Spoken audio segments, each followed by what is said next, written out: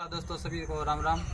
और आज हम आए हैं भाई अमित ढांडा डेयरी फार्म पे, गांव में हिसरा डिस्ट्रिक्ट हिसार आदमपुर के अंदर है। तो इनसे हम आज पहले पशुओं का इन्फॉर्मेशन लिया है, तो वो यूट्यूब पे वीडियो जा करके देख सकते हैं। लेकिन एक काफ़ी समस्या आ रही है पशुओं के अंदर।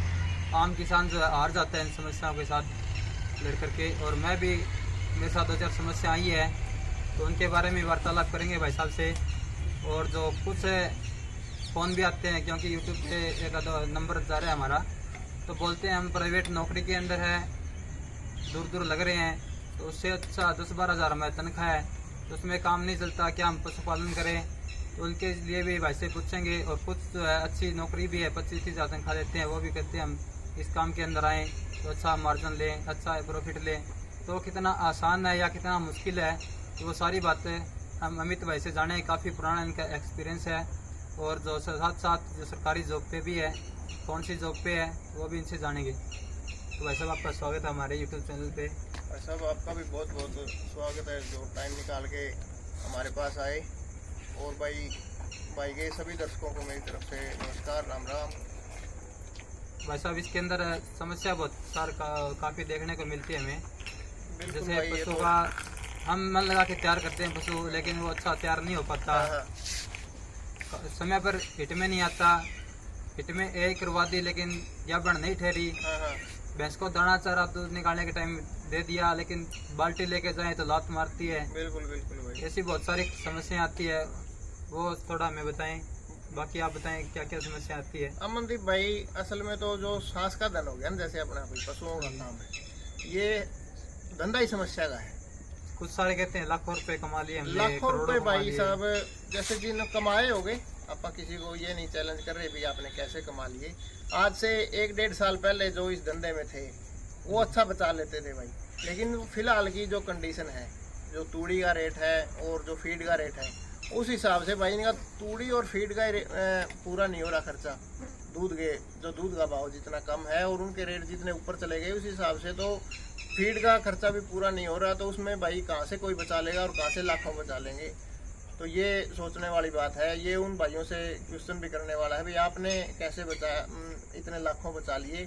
वो हम जैसे भाई छोटे पशुपालकों को उनको अपना अनुभव शेयर भी करना चाहिए, ताकि भाई आप भी बचा लें, कुछ लाखों नहीं तो हजारों बचा लें। बताना चाहिए कैसे बचाएं। हाँ बिल्कुल बताना चाहिए। लेकिन जो जहाँ तक मेरा एक्सपीरियंस है भाई, ज़्यादा लंबा एक्सपीरियंस नहीं हुआ, मेरी उम्र भी छोटी है, लेकिन जितना भी है उस हिसाब से मैं बता रहा हूँ। भी फिलहाल जो ये पशुपालन का धंधा है वो घाटे का सौदा ही बन के रह गया है। क्योंकि जैसे आपने समस्या बताई थी भाई, एक तो टाइम पे हिट में नहीं आना। साल में अगर एक साल के अंदर दोबारा पशु पे आ गया तो ठीक है, उसके बाद जैसे वो एक महीना भी लेट करता गया, उतना ही पशुपालक के लिए घाटा बढ़ता जाएगा। क्योंकि वो एक टाइम के बाद दूध देना बंद कर देगा, फरीगा 250-300 रुपये खाएगा, तो भाई कहाँ तक बंदा उसको अफोर्ड कर पाएगा? इस समस्या को हम रोक भी सकते हैं क्या? नहीं भाई, समय पर कुदरती है, वो तो कुदरती है, लेकिन इसको इस प्रकार से अपन रोक सकते हैं भाई, अपन खुद का ध्यान देंगे। जैसे भाई ब्याई भैंस, उसके बाद उसको संतुलित अपन ने आहार दे दिया, टाइम टू टाइम उसकी डिवर्मिंग कर दी, टाइम से उसकी हीट डिटेक्ट कर लिया अपन ने भाई इस टाइम अपना पशु हीट में है, और टाइम पे उसका भाई सीमन रखवा दिया या बुल से क्रॉस करवा दी, तो अपन इस समस्या से भाई बच सकते हैं। और वो भी भाई आजकल सब कुछ अपने विवेक पे ही हो गया। जैसे हीट में तो आ गया पशु, लेकिन वो अपने को चेक करना भी प्रॉपर हीट है या नहीं, उसमें कोई इन्फेक्शन तो नहीं है। अगर इन्फेक्शन है तो उसका तुरंत अपने को इन्फेक्शन का इलाज करना चाहिए, ना कि उसके अंदर सीमन छुड़वाना चाहिए। कई बार अपन लापरवाही कर देते हैं, भाई कुछ नहीं, साफ तार नहीं है तो कोई दिक्कत नहीं, रखवा दो, AI करवा दो, अपने आप रह जाएगी। लेकिन वो बढ़ता ही जाएगा और वो फिर उतना ही लेट होता जाएगा। अगर एक हीट भी मिस हुई तो भाई 21वें दिन दूसरी हीट आएगी, यानी 1 महीना गया। तो आजकल डॉक्टर भी ऐसे हो रहे हैं, वो सीमन आपने बोला सीमन रखना तो सीमन रखेंगे, नहीं चेक करेंगे या आपसे पूछेंगे कैसा तार दिया है, इसको दवाई रखनी है क्या करनी है, वो भी कम ही ध्यान रखते हैं। वो अपना 2 पैसे कमाने के चक्कर में AI कर देते हैं सीधी। अमनदीप भाई, जो पशुपालक को बचाने वाला असल में है ना, डॉक्टर ही है। जो आजकल AI वर्कर लगा लो या फिर जो अपने डॉक्टर भाई घूम रहे हैं, वो ही है। अगर वो कम से कम ये ना बताओ भाई ये हीट में है या नहीं, इस टाइम भी पता लग जाता है अंदर, पता बिल्कुल लग जाता है भाई। जो एक्सपीरियंस वाला डॉक्टर है वो हाथ रखते ही बता देगा भाई ये प्रॉपर हीट में है या नहीं। इसको कोई इन्फेक्शन तो नहीं है। अगर उसको लगे कि भाई इन्फेक्शन है तो डॉक्टर भाइयों से मेरी विनती है भाई उसको पहले इन्फेक्शन ही उसका दूर करें, उसको सीमन छोड़ने की लापरवाही ना करें। तो ये भी आप पता कर ले, डॉक्टर आपके घर पे आए तो जैसे कोई डॉक्टर चेक आपसे करवा आए लें। तो सबसे पहले डॉक्टर से यही क्वेश्चन करें कि भाई ये प्रॉपर है या नहीं। अगर सब कुछ नॉर्मल है उसके बाद ये आई। अगर डॉक्टर एक बार भी कहे, कई बार भाई आप पशुपालक भी धक्का कर लेते हैं डॉक्टर के साथ, डॉक्टर बोलता भी है कि भाई इसको इन्फेक्शन है, लेकिन आप खुद बोलेंगे कि भाई नहीं कुछ नहीं तू AI कर, तो उसमें डॉक्टर भी क्या करेगा? मरा पड़ा बेचारा खर्चों से, क्योंकि वो सोचता है वो सोचता है भाई बढ़ेगा। खर्चा बढ़ेगा, जल्दी से जल्दी हो जाए, लेकिन वो जल्दी के चक्कर में खुद अपना नुकसान कर बैठता है। और जो प्राइवेट सेक्टर में नौकरी कर रहे हैं तो काफ़ी वीडियो देखी हमें, बोलते हैं कि बड़े महल के नौकर से अच्छा झोपड़ी का मालिक बनना। तो मालिक बनना कितना आसान है कितना मुश्किल है वो बताएं थोड़ा। भाई साहब मालिक बन जाओ, बेझिझक बनो, कोई दिक्कत नहीं, लेकिन मालिक बन के अगर कर्जवान आपको होना है तो भाई खुले दरबार है, कोई दिक्कत नहीं। ये काम ऐसा ही है, क्योंकि रोड वाला रोड पे आ जाता है, रोड वाला रोड पे चल जाता बिल्कुल है भाई। एक साथ तो में। सबसे मेन बात तो किस्मत का रोल है भाई, किसी का साथ दे दिया, किसी का हाथ पकड़ लिया तो ऊपर लेगी, किसी का भाई नहीं सूट बैठता तो नहीं भी बैठता। दूसरी बात है जो फिलहाल के जो इस साल के जो कंडीशन है उन हिसाब से भाई जो पुराने इस फील्ड में बैठे वो इस धंधे को छोड़ छोड़ के जा रहे हैं, तो जो नए जो इस फील्ड में बिल्कुल नए हैं उनके लिए तो भाई कोई चांस ही नहीं है फिर। और आपने जो स्टार्ट किया उस टाइम पे इतनी सारी समस्याएं थी या अभी स्टार्ट हुई है 2-4 सालों में? देखो भाई जो समस्याएं तो शुरू से ही लगातार ही बनी रहती हैं। जैसे पशु है, पशु के साथ समस्या भी रहेगी, लेकिन वो था भी टाइम टू टाइम अपने हिसाब से उनका निपटारा करते रहे, समस्याओं से लड़ते रहे, उनके बारे में जानकारी आती थी। जैसे कोई नई समस्या आई तो वो भाई जैसे अपने फार्म पे कोई भी नई समस्या आ गई तो पशुपालक को वो उस फील्ड में PhD करवा जाती है भाई। अगर पशुपालक उस बारे में अवेयर है तो वो उसको सारा ज्ञान दे देगी उस चीज़ का। जैसे भाई एग्जांपल के लिए जैसे मेरे फार्म पे लंपी स्किन डिजीज़ आ गई थी बछड़े को, मैं उसके बारे में एक्सपर्ट हो गया। अब मेरे को पता है भी ये कैसे ठीक होगी और कैसे इससे बचा जा सकता है। तो ये समस्याएं जैसे मेरे साथ जैसे जैसे जो समस्या आती गई मैं उनको भाई निपटारा करते रहे। अब उन समस्याओं से पहले ही अवेयर हो गए भाई ये समस्या ना आ जाए, तो उससे पहले ही उसका प्रिवेंशन आप कर देते हैं। ये भी ज़रूरी है कि आपको ध्यान रखना, आपको 4-5 साल तो लग ही जाते हैं इस काम के अंदर, क्योंकि काफ़ी नई नई समस्या आती है, उसको जानना फिर उसको ठीक करना। अगर आप 2-4 साल निकालोगे इसके अंदर तो फिर इस काम को समस्या को देख करके आप बंद करोगे तो धोबी का कुत्ता बोलते हैं घर का न घाट का, बिल्कुल वो भाई काम हो जाएगा। वो कहते हैं ना भी जो खुद जिस आप सीट पे बैठोगे तो ही आपको पता चलेगा भी गाड़ी कैसे चलती है।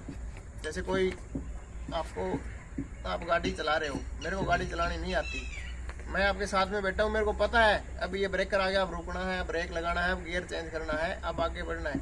लेकिन जिस टाइम मैं उस सीट पे आऊँगा तो मेरे से करा नहीं जाता। वो प्रैक्टिकल में और देखने में बहुत फर्क है भाई। कई कागजी हिसाब किताब बना लेंगे भी, इतने भैंस ले ली, इतना किलो दूध दे देगी, इतना दूध बेच दिया और इतने बच गए, लेकिन कागज में और हकीकत में भाई दिन रात का फर्क है। वो ये नहीं सोच, उसके कागज के ऊपर ये समस्या नहीं आती, उसको कागज के ऊपर सिर्फ मुनाफा दिखता है।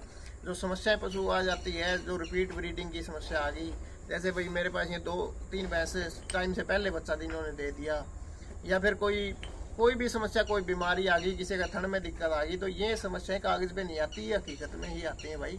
और हकीकत में ही इनकी सच्चाई का पता चलता है, इनके खर्चे का पता चलता है।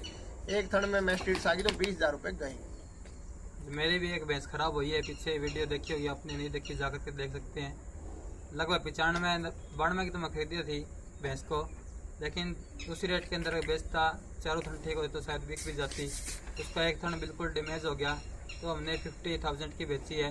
तो उसमें काफ़ी देख सकते हैं आप 42,000 का जो नुकसान हमें भुगतना पड़ा। और 1.5 साल के लगभग वो ब्याई लेट 6 महीने बाद में जो है AI करवाई थी, लेट क्या भी हुई, पेट में नहीं आई थी, वो भी काफ़ी नुकसान हुआ इसके अंदर। तो ये खर्चा जो नौकरी छोड़ के बोलते हैं डेयरी फार्म करेंगे तो शायद इससे बचे तो ठीक है। भाई फिलहाल के लिए तो जो धंधा कर रहे हो उसी में लगे रहो तो फायदा है। जैसे भाई दिन फिर जाए, कई बार भाई दूध का रेट है, हो सकता है अगली साल अच्छा आ जाए। अगर 100 रुपये किलो अपना दूध आज बिकने लग जाए तो फिर ये धंधा बहुत बढ़िया भाई, जो घर में रह के काम आप कर सकते हैं। फिर तो इस धंधे की जैसी रीस नहीं भाई कोई। अगर खुद मेहनत करने वाला बंदा है, काम करने वाले घर के हैं, दाना चारा आपका घर का है, फिर ही इस धंधे के अंदर भाई पैर रखें। अगर आपका सब कुछ मोल का है, तूड़ी मोल की है, हरा चारा मोल का है, दाना मोल का है, और तो और कईयों के तो भाई काम करने वाले ही मोल के हो गए। जैसे भाई नौकर के भरोसे अगर कोई बैठा है तो वो इस धंधे से भाई दूर ही रहे। कई भाइयों को तो दूध तक निकालना नहीं आता और वो सोचते हैं भाई हम डेयरी कर लें, तो वो उसका तो कोई फायदा नहीं भाई। अगर एक दिन नौकर भाग गया तो दूध कौन निकालेगा फिर। ये भी आप पूरी सुन रहे हैं, तो ये सारी समस्याएं आपको जो हमारे साथ बीती हैं वही इनसे हमने पूछी है और इन्होंने कुछ बताई है। तो एक आपके साथ भी हुई थी घटना कि आपके जो पशुओं ने टाइम से पहले बच्चे दे दिए थे। हाँ, वो इस बार भाई समस्या मेरे को भी नहीं समझ में आई अब तक। अब ये जैसे ये समस्या ही है मेरे सामने आई हुई है, जैसे ये ठीक होगी। इससे पहले भी आपके साथ हुआ है, अब की बार ही हुआ है? यह अब की बार इसी साल में हुआ है। इसी साल में तीनों ने दिया है और प्रॉपर सभी भैंसों की मैंने टेस्टिंग मैं हर साल करवाता ही रहता हूँ। जो ब्रुसला की टेस्टिंग होती है, कई बार ये समस्या ब्रुसला की वजह से होती है, लेकिन जैसे अपना बुल की मैंने शुरुआत में IVR और ब्रुसला टेस्ट करवाया था उसका सीमन बनवाने से पहले। उसके बाद फिर मैं लगातार अपनी सभी भैंसों का ही करवाने लग गया, क्योंकि जो घरवाली भैंस थी मैं उनके ऊपर उसको डायरेक्ट छोड़ देता था कई बार। तो कोई भाई मेरी खुद की भैंस कोई दिक्कत ना हो तो उसकी वजह से बुल को समस्या ना हो जाए, इस करके मैं पहले से सिक्योर था और सभी भैंसों का भाई टेस्ट भी करवा लिया। सभी जो छोटी कटड़ी है उनको मैं ब्रुसलाई वैक्सीन भी करवाता हूँ, लेकिन ब्रुसला वाली कोई दिक्कत नहीं। लेकिन इसके बावजूद भी ये समस्या आई है, तो इससे भाई कैसे निपटेंगे। अब ये समस्या मेरे सामने आई तो ये मेरे को PhD करवा के जाएगी, ये भाई कैसे इससे निपटा जाएगा। अगर मैं इससे भाई जीत गया तो इसके ऊपर मैं वीडियो बनाऊंगा, आगे किसी पशुपालक को आगे किसी किसान भाई को ऐसा नुकसान ना हो। ब्रुसेल्ला बीमारी है जो किस समय इसका जो इंजेक्शन लगता है कटड़ियों में? ये भाई 4 से 8 महीने की जो कटड़ी है उनको इसकी वैक्सीन लगती है। वो मोस्टली अपने सरकारी हॉस्पिटलों में ही आ जाती है। भैंसों को नहीं लगती? वो नहीं, बड़ी भैंसों को नहीं, 8 महीने तक लगती है बस।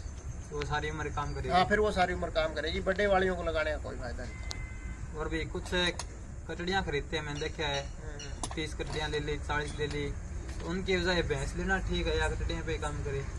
भाई वो उनकी सोच के ऊपर डिपेंड है, वो किस हिसाब से रखना चाहिए।